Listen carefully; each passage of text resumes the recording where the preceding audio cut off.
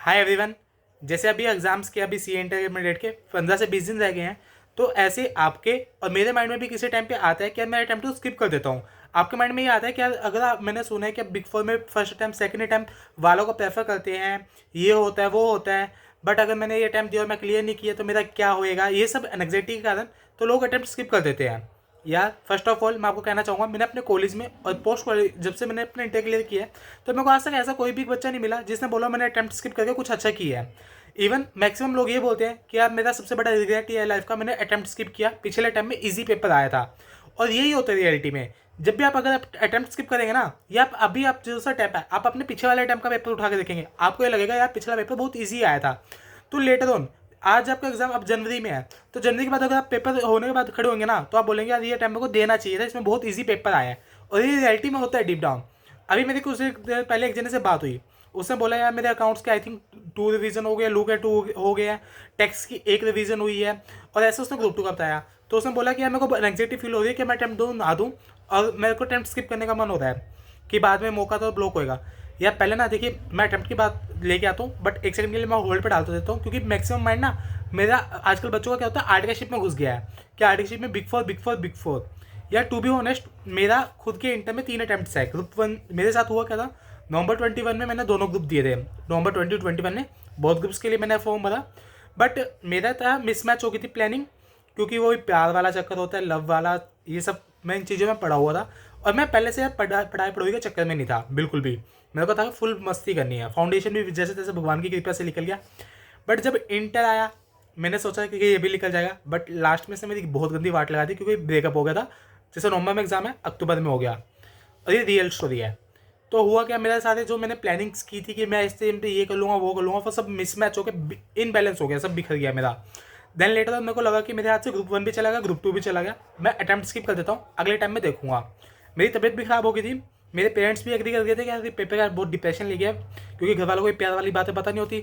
उनको लगा बच्चा डिप्रेशन ले गया, तो उन्होंने बोला चल कोई ना बेटा अगले टाइम में कर लियो, अभी ये टाइम रहने दे। क्योंकि पेरेंट्स साथ दे देते हैं सब चीज़ों में। अगर आप देखोगे ना, अगर आप भी प्रेशर फील करेंगे तो पेरेंट्स बोलेंगे कोई ना अगली बारी में कर लियो। फिर कज़न ब्रदर मिले, उन्होंने बोला चल यार तूने एग्जाम फॉर्म तो भर के क्लियर नहीं होगा ना, तू जाके बैठा, देखो ये पता चलेगा कि भाई आईसीए का। नहीं तो तू ये सोच, तूने मॉक टेस्ट पेपर की फीस भर रखी है, जा दिया, क्लियर नहीं हुआ तो अगली बार तो अपील होना ही है।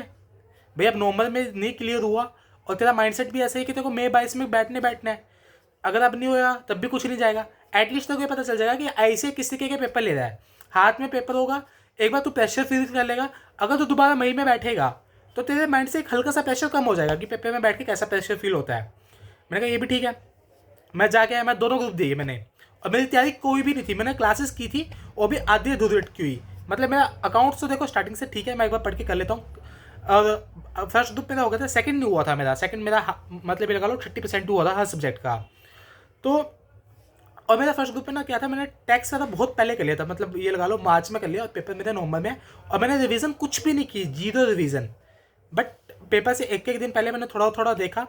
और मेरे ना एक चीज़ था कि मेरे माइंड में एक चीज़ थी, भाई टैक्स निकलेगा नहीं, लो निकलेगा नहीं। आप प्लीज़ ये चीज़ अभी मत फॉलो करना। मेरे माइंड में था कि नहीं निकलेगा तो मेरे को 40 चाहिए, भाई पास होने के लिए 40 तो चाहिए। तो मेरा अकाउंट्स पे मैंने थोड़ा जोर डाला। तो मेरा पहले ग्रुप में जैसे तैसे मैंने अपने माइंड को बैलेंस किया, सब चीज़ों को किया, तो थोड़ा बहुत निकल गया भगवान की कृपा से। मेरा जब नवंबर का रिजल्ट आया तो ग्रुप 1 निकल गया, ग्रुप 2 में मैं फेल था। और वो उसमें मेरा एक्सपेक्टेड था फेल होना, बट मेरे को ये था कि पता चलेगा कैसे। फिर थोड़ा बहुत ट्रैक पे आया, पेपर दिए, मैं भी सीरियस नहीं हुआ। जब पहली बार अटैम्प्ट लगते हैं तो सीरियस नहीं होते, सेता हूँ तो फिर आ गया।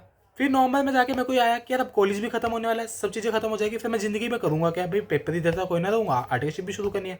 और मेरा भाई करने नहीं दे रहा आर्टिकलशिप शुरू, भाई जो दोनों ग्रुप नहीं होंगे तो आर्टिकलशिप शुरू मत करियो। और इसके में ना आप एक ग्रुप के बेसिस पे कर सकते थे, बट होता क्या था पहले बच्चे एक ग्रुप के बेस पे कर लेते थे, पर उनका ना आधे ऐसे होते थे जिनका ग्रुप 2 निकलता ही नहीं था। आर्टिकलशिप में पूरी तरीके से इन्वॉल्व होकर ना थोड़ी रिस्पॉन्सिबिलिटी ज़्यादा बढ़ जाती है, फिर लेटर ऑन जॉब के चक्कर में।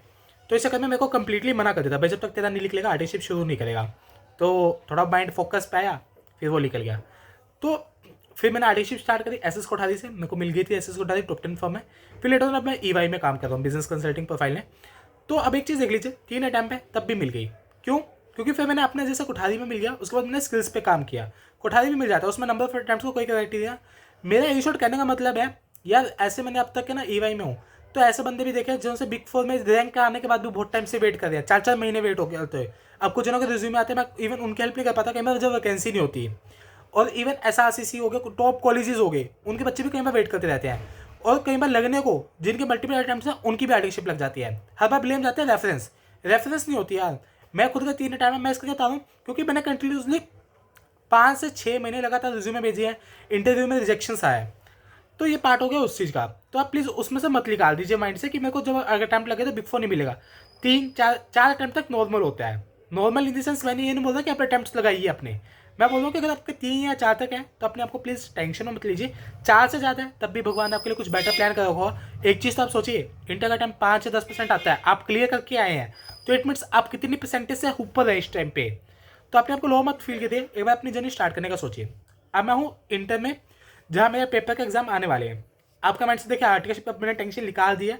प्लीज़ प्लीज़ प्लीज़ ट्रस्ट करके क्या लेना, आर्टिकलशिप की टेंशन मत ही लेना भूल के भी। अब मैं आता हूँ पेपर पे। देखिए यार, अगर आप दोनों ग्रुप का सोच रहे हैं तो प्लीज़ प्रेशर फील मत कीजिए, मेरी एक बात खुल के मान लीजिए। अब आपके यहाँ 6 पेपर, एक ग्रुप में आपके 3 पेपर, 3 में से अगर आपका एक पेपर थोड़ा कम है, जैसे मेरा था टैक्स कम, मेरे को टैक्स में टी नहीं आता था, भूल चुका था सब चीज़ें, तो मैंने क्या किया था, अकाउंट्स पे और कॉस्टिंग में पूरा दम लगाया था। मेरे को ये पता था कि अगर मेरे अकाउंट्स और कॉस्टिंग में कम आ गया ना, मेरी टैक्स में बहुत गंदी लग जाएगी और मेरा अटेम्प्ट रह जाएगा। तभी मैं बोल रहा हूँ आपको भी, आपको ये नहीं बोल रहा मैं बिल्कुल डिपेंड होकर जाइए, बट हल्का फुल्का डिपेंड होकर जाना कि मेरा अगर ये सब्जेक्ट वीक है तो मेरे को कंपलसेट कहाँ करना है, और वो कंपलसेट कैसे होएगा आपको ये पता होना चाहिए। आप पिछले MTP RTP प्लीज़ इनकी रिटर्न प्रैक्टिस कीजिए। MTP को 2 बार देख के लिखिए, आपको पता चलेगा। कई बार पता क्या होता है हमारे माइंड में, हम सोचते कुछ है लिखते कुछ हो रहा है। आपको ये पता चलेगा कि बट ICAI डिमांड्स, ICAI को इस टाइम पे क्या चाहिए, और वो बहुत जरूरी है हमें जानने के लिए, तभी आप पेपर में अच्छा परफॉर्म कर पाएंगे। और सबसे ज़रूरी बात है, ICAI स्टडी मटेरियल का अगर आपने अभी तो कुछ नहीं किया ना, तो अभी प्लीज़ कंफ्यूज मत होइए मैं इस टीचर का मटेरियल उठा लूँ, उस टीचर का मटेरियल उठा लूँ, लिटरली में फालतू का दिमाग खराब होने वाला है। एक बात को प्लीज़ गांठ मान लीजिए, आप जितने मटेरियल्स के पीछे घूमेंगे ना, आपका दिमाग खराब होने वाला है एट द एंड। तो मैं आपको मटेरियल्स के पीछे घूमने की सलाह बिल्कुल भी नहीं दूंगा। मैं आपको बस एक बोलूँगा कि यार जो आपके पास मटेरियल है ना, आप प्लीज़ उसको फॉलो कीजिए। वही आपके बाइबल है स्टडी मटेरियल, उसको कम से कम 2 से 3 बार कीजिए। Second thing is that MTP को प्लीज़ लिख के देखिए। और प्लीज़ यार देखिए, पहली बात, अगर आपने अटैम्प्ट दिया नहीं हुआ, अगर आपको लगता है मेरे को अपने रिज्यूमे में फर्स्ट अटैम्प्ट लिखना है, तो भी यार उस अटैम्प्ट को स्किप कर देना। अगर HR पूछेगा भाई तेरा ये अटैम्प्ट बनता तूने दिया क्यों नहीं, तो आप बोल देना मेरे हेल्थ इश्यूज से ये थे। वो जाके ये तो वेरीफाई करने से भाई इसने क्या दिया है, और इसका कोई भी प्रूफ नहीं है यार लिटरली में कोई भी। अगर आपकी एग्जामिशन आ जाती है तब आप पेपर में लिखेंगे मेरा एग्जामिशन था पहले ग्रुप में, एग्जामिशन से पता चल जाता है, ट्रैक हो जाता है। बट जब आपका एग्जामिशन है ना बिल्कुल क्लियर फील होता है, तो कोई भी ट्रैकिंग नहीं होती। मैं आपको फेल के लिए बिल्कुल भी नहीं बोल रहा यार, फेल ही होंगे ज़्यादा से ज़्यादा क्या होगा, 1500 अगर एक ग्रुप का दिया, दोनों ग्रुप के 2700 रुपये। तो प्लीज़ कभी भी पैसे की टेंशन मत लीजिए, अपना प्राइमरी मोटिव रखिए, मेरे को अटैम्प्ट निकालना है। अपना अटैम्प्ट के ऊपर फोकस रखेंगे, सब बढ़िया होगा, भगवान सब अच्छा करेंगे। भगवान भी उनका साथ देता है जो खुद मेहनत करते हैं। अगर आप डर जाओगे, रह जाओगे, इसमें आपका ही लॉस है। लेटर 101% बोल रहा हूँ मैं, आप इस बात को दोबारा आकर वीडियो देख लेना, कमेंट भी कर लेना कि भाई आपने बोला था मैं रिग्रेट करूँगा, मैं रिग्रेट नहीं करता। मेरे को आज तक ऐसा कोई बंदा नहीं मिला जिसने बोला मैंने रिग्रेट नहीं हुआ। एक लड़की थी कॉलेज के बैच में थी, उसने बोला मैं अटैम्प्ट स्किप कर देती हूँ, अगले टाइम में नंबर ले आऊँगी। अगले टाइम में उसका अटैम्प्ट भी लग गया। तभी बोल रहा हूँ अटैम्प्ट स्किप बिल्कुल भी हालत में नहीं करना यार। एग्जाम फॉर्म भर दिया है, बेझिझक जाइए, पेपर दे के आइए। पापा मम्मी का आशीर्वाद लेना, दादी का लेना, दादाजी का लेना, घर पे जो भी है बड़े का आशीर्वाद लेना, आराम से चिल करके, गंदी चीज़ों से दूर रहे। अगर आपको लग रहा है मेरे को स्मोकिंग करने से टेंशन नहीं होएगी, दारू पी के ये नहीं होता वो नहीं होता, मैं चिल करता हूँ, सब करता हूँ, प्लीज़ ये काम ज़िंदगी में भूल के मत करना। बस पेपर पे फोकस रखना, अच्छे से शिद्दत से करो, भगवान की पूजा करके जाना, जो भी आप मानते हैं, मुस्लिम है, क्रिश्चियन है, हिंदू है, जो भी आपका धर्म है, पूजा करके जाना। अपने प्लीज़ ICAI मैट को 2 बार करना है, आपको 2 MTP देख के लिखने हैं। आपको गारंटी बोलता हूँ आपका अटेम्प्ट निकल जाएगा। Best of luck guys.